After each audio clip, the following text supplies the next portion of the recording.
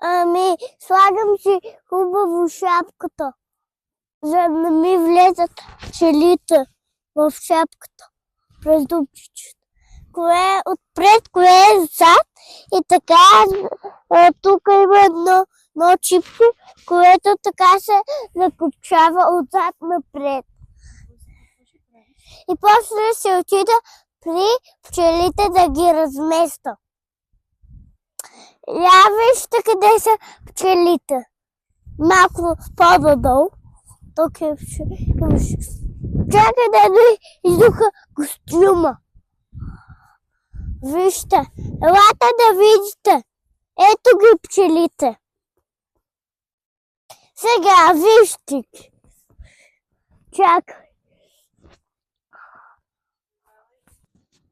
Една пчела избяга. Къде? При кой етаж живеят тия пчели? Я вижте, тук има много пчели. Какво?